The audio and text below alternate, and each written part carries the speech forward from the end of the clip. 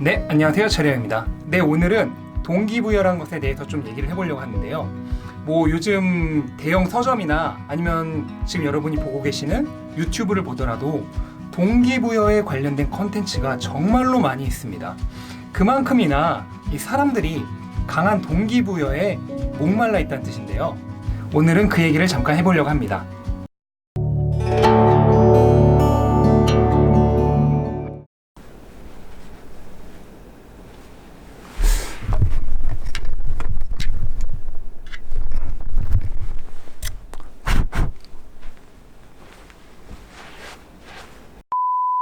문제는 이 동기부여란 게 결코 이 장기간 지속되는 힘이 아니란 거예요.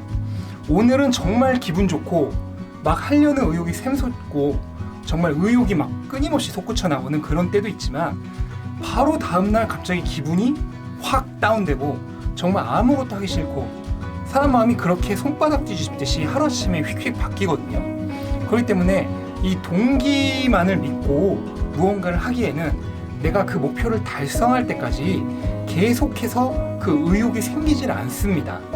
인간의 의지력은 정말 약해요. 근데 이 동기부여란 거는 그 약한 의지력에 약간의 이제 불을 붙여주는 거죠. 활활 타도록.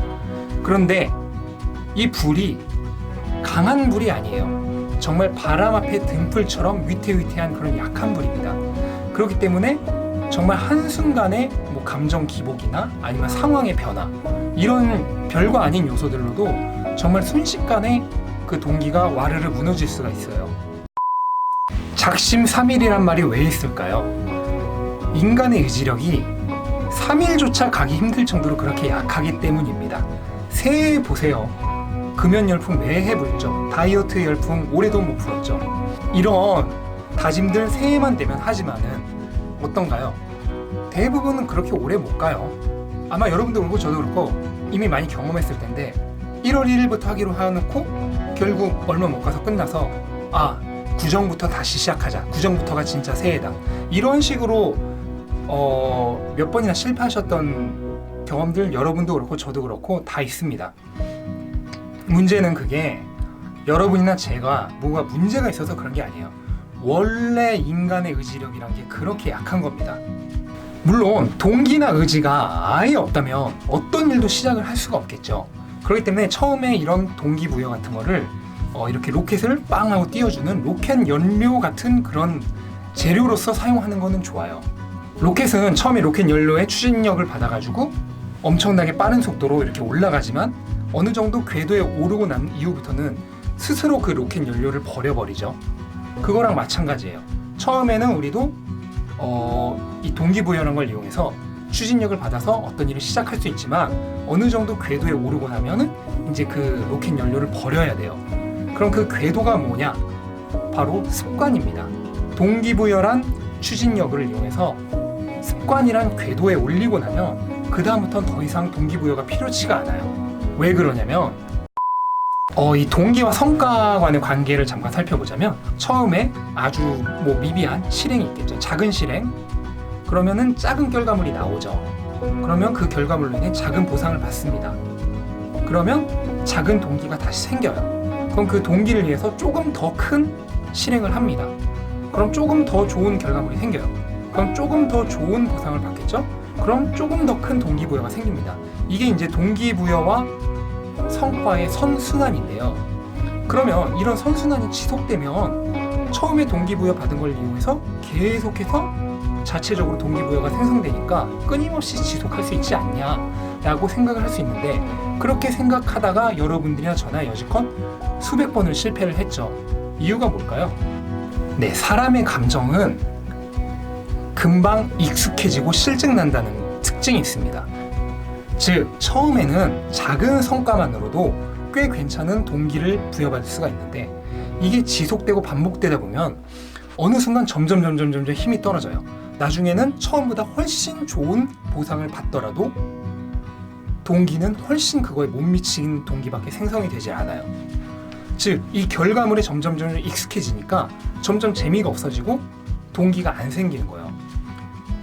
유튜브도 처음에 시작하면 구독자 1명만 늘어도 너무너무 행복하고 즐겁고 계속 하고 싶죠. 근데 나중에 가면은 한 10명 늘어도 처음 한 병 넣는 것보다 별로 그렇게 힘이 안 나요. 이거랑 마찬가지로 모든 일은 다 하다 보면 점점 좋은 성과를 내도 그거에 부합하는 동기가 생성되질 않습니다. 그렇기 때문에 동기부여의 힘으로 무언가를 지속하는 건 불가능한 거예요. 이 점점 실증나고 질리는 과정, 뭐 쉽게 말해 현타죠. 이 현타가 오기 전에 내가 어떤 목표를 세워놓고 열심히 실행하고 있는 이 일을 동기부여가 아니라 습관이란 궤도에 올려놔야 되는 거예요. 현타가 오기 전에. 습관이 되면요, 우리 뇌는 더 이상 판단을 하지 않습니다. 이게 뭔 말이냐면요, 여러분만이 가지고 있는 맨날 하는 습관을 한번 떠올려 보세요. 그 일을 할 때 우리가 지금 이게 좋은 일인지 나쁜 일인지, 아니면 기분이 좋은지 나쁜지 그런 거 생각하면서 합니까?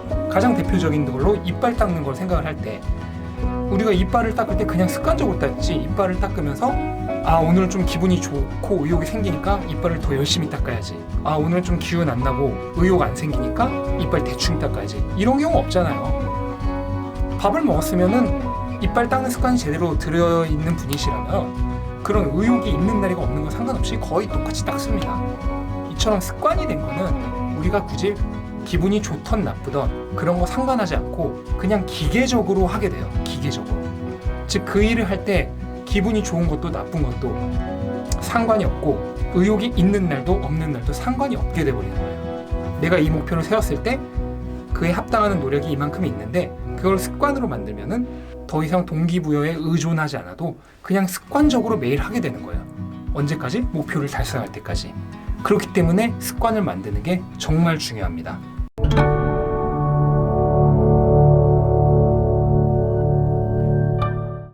네, 오늘은 왜 습관이 동기부여보다 더 중요한지에 대해서 설명을 했고요. 그러면 이렇게 생각하게 되죠. 그래, 그럼 습관이 중요한 거 알겠는데 그럼 내가 하고자 하는 걸 어떻게 습관을 들이지? 이런 생각을 하실 수 있잖아요.